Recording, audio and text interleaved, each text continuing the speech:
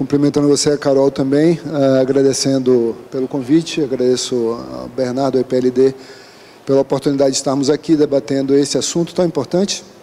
E para seguir na linha da sua colocação, Guilherme, e no que Carol já dizia, eu acho que os avanços, não só no Brasil, mas no mundo inteiro, no campo da cooperação jurídica internacional, refletem são consequência de um fenômeno que todos nós conhecemos, que é a globalização, né? Se esta atual globalização, especialmente, porque, evidentemente, se a gente olhar para Portugal, das grandes navegações, ali era uma globalização em certo sentido, tanto que nós falamos português aqui no território das Américas, e os nossos vizinhos falam espanhol, e nós aplicamos aqui um direito, que é um direito transplantado de lá para cá. Então, isso foi uma globalização, mas nenhuma como essa, e uma globalização que propiciou não só surgimento de novos problemas, novos desafios relacionados com o mercado econômico, com o sistema financeiro internacional, relacionados com a transnacionalização das organizações criminosas, vinculados também ao desenvolvimento de redes, se nós temos redes positivas, as que Carol mencionou, os movimentos reticulares ou de formação de teias operacionais sobre o território do planeta, também for essa mesma técnica, esse mesmo desenvolvimento civil nos esquemas criminosos, sejam os esquemas criminosos de colarinho branco, sejam aqueles mais duros da criminalidade violenta. Então, era necessário que houvesse uma reação dos Estados, e os Estados não estavam despreparados para a cooperação internacional, como pode parecer. E, de fato, em alguma medida, sim, estávamos despreparados, mas não totalmente despreparados, porque o tema cooperação internacional é um tema antiquíssimo, né? Se a gente pensar em extradição, é um tema que remonta a milênios, quase 2 milênios antes de Cristo. Então, não é algo que seja novo. O que é novo é o método, as formas que nós utilizamos hoje para cooperar e a intensidade dessa cooperação. Carol disse que o DRCI, lá 20 anos atrás, guardava os documentos numa pequena salinha. E isso por quê? Não só porque não existia, então, o DRCI, não só porque não existiam outros órgãos de cooperação na estrutura do Estado brasileiro, mas também porque nós éramos xenófobos. A ordem jurídica brasileira era muito reativa àquilo que vinha do estrangeiro. E isso aparece na fala de Carol, quando ela diz que nós não executávamos cartas rogatórias, por exemplo, que fossem cartas rogatórias de quebra de sigilo bancário, ou cartas rogatórias que tivessem um conteúdo executório. E sabem quantos anos tem isso? 20 anos. Até 2004, basicamente, quando a competência para as cartas rogatórias estava ainda nas mãos do Supremo Tribunal Federal, o Supremo dava as costas a essa cooperação internacional. E quando isso começa a mudar? Para mim, o momento mais significativo é exatamente a emenda constitucional 45, que transfere para o STJ a competência das rogatórias, o que permite, ali naquela via alternativa que foi criada em virtude da resistência, pensem aí na teoria dos diques, né?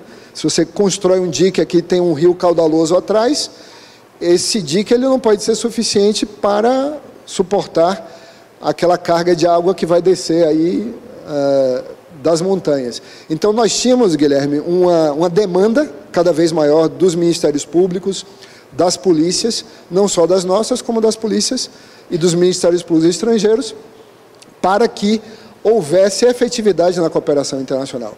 Então, o que é que acontece nesse salto, que foi um salto extraordinário?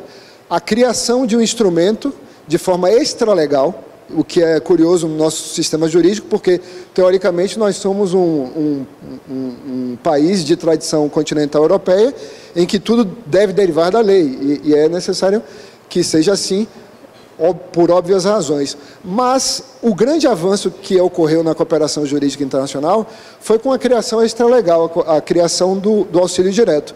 E por que o auxílio direto foi criado? O que é o auxílio direto, para começo de conversa? É um caminho mais rápido para se chegar a Portugal, um caminho mais rápido para se chegar aos Estados Unidos, um caminho mais rápido para se chegar à China. E esse caminho foi criado exatamente por conta dessa resistência da rota principal. Então, se todos os caminhos levam a Roma, foi necessário criar algumas alternativas, e essas alternativas se sedimentaram graças, importante lembrar, Antenor Madruga, né, que foi um dos pioneiros dessas inovações, 20 anos atrás, que permitiram que nós acelerássemos o procedimento de cooperação jurídica internacional e tivéssemos mais efetividade. Porque, trabalhando aqui um pouco com números, se a gente pensar, Guilherme, no tempo de execução, comparativamente, né? Tempo de execução de cartas rogatórias, que normalmente passavam por 2 autoridades internas em cada país. Aqui no Brasil, pelo Ministério da Justiça e depois pelo Itamaraty. Lá, mesma coisa. O tempo de execução desses pedidos era muito superior, muito mais tempo de execução do que o tempo que se tem hoje no chamado auxílio direto. E isso representa um ganho em uma escala bastante significativa para a persecução criminal, porque a persecução criminal trabalha com o tempo da prescrição. E o tempo da prescrição é o tempo da impunidade. E o tempo da impunidade é o tempo em que se beneficiam os lavadores de capitais, se beneficiam os assassinos, os estupradores, que cometem crimes transnacionais também. Porque quando a gente fala em cooperação internacional, num ambiente como esse sobre prevenção e repressão à lavagem de dinheiro, a gente fica, às vezes, com a percepção limitada a esse universo do colarinho branco ou de crimes econômico-financeiros. Mas os crimes comuns do dia a dia, esses também foram impactados pelo fenômeno da globalização, já que levas de imigrantes saem do país, levas de imigrantes chegam no país, e essas interações do turismo, da economia em geral, também propiciam a ocorrência de crimes que precisam ser, de algum modo, enfrentados. E aí, de novo, concordando com Carol, há uma velha discussão sobre onde colocar a cooperação jurídica internacional, se no direito internacional privado, se tem alguma coisa a ver com direito internacional público, ou se é processo. É um incidente do processo. Então, para quem nunca se debruçou sobre o tema, vejam a cooperação jurídica internacional como um incidente num processo civil, numa ação de improbidade, por exemplo, ou num processo penal. E, olhando para o nosso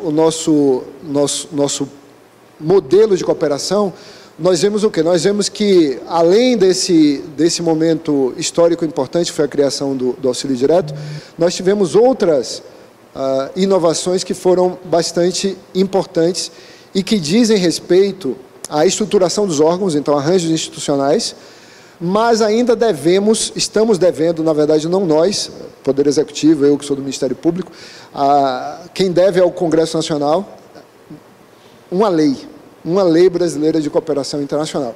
Se a gente olha para Portugal, existe lá uma lei dos anos 90, se a gente olha para a Suíça, tem uma lei de 1981 sobre cooperação, se a gente olha para Cabo Verde, que tem a mesma tradição jurídica que nós, muito pequeno país, fala português, tem uma lei de 2009, muito boa inclusive, e nós não temos uma lei.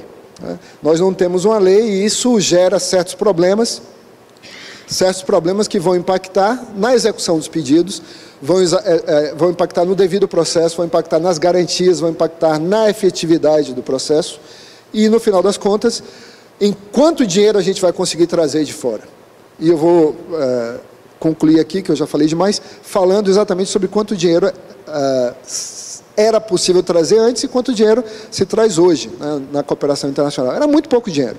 Se a gente falar em cooperação para fins de repatriação de ativos, tinha uma estatística que Saad gostava muito de repetir, que durante 10 anos, ali entre 2004 e 2014, o Brasil havia recuperado uns 45 milhões em dinheiro. Mas em que moeda?